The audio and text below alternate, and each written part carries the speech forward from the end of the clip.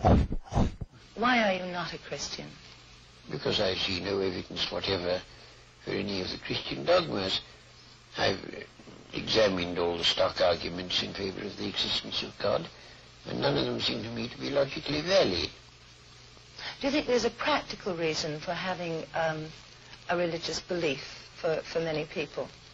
Well, there can't be a practical reason for believing what isn't true. That's quite, at least I rule it out as impossible. Either the thing is true or it isn't. If it is true, you should believe it, and if it isn't, you shouldn't. And if you can't find out whether it's true or whether it isn't, you should suspend judgment. But you can't, it seems to me, a fundamental dishonesty and a fundamental treachery to intellectual integrity to hold a belief because you think it's useful and not because you think it's true. Well, I was thinking of those people who find that some kind of religious code helps them to live their lives. It gives them a very strict set of rules, the rights and the wrongs.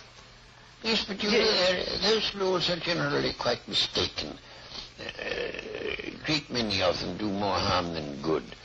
And they would probably be able to find a rational morality that they could live by if they dropped this irrational, traditional, taboo morality that comes down from savage ages.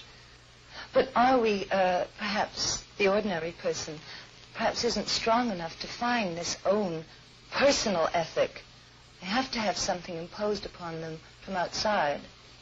Oh, I don't think that's true. And what is imposed on you from outside is of no value whatever. It doesn't count. Well, you were brought up, of course, as a Christian. When did you first decide that you did not want to remain a believer in the Christian ethic? I never decided that I didn't want to remain a believer. I decided between the ages of 15 and 18, I spent almost all my spare time thinking about Christian dogmas and trying to find out whether there was any reason to believe them. And by the time I was 18, I'd discarded the last of them. Do you think that that gave you an extra strength in your life? Oh, I don't know. No, I shouldn't have said so. Neither extra strength nor the opposite.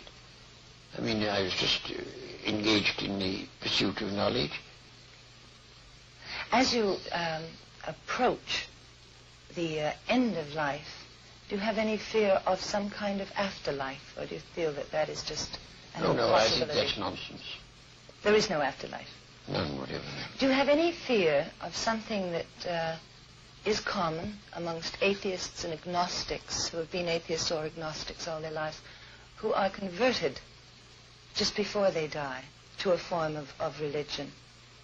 Well, you know, it doesn't happen nearly as often as religious people think it does.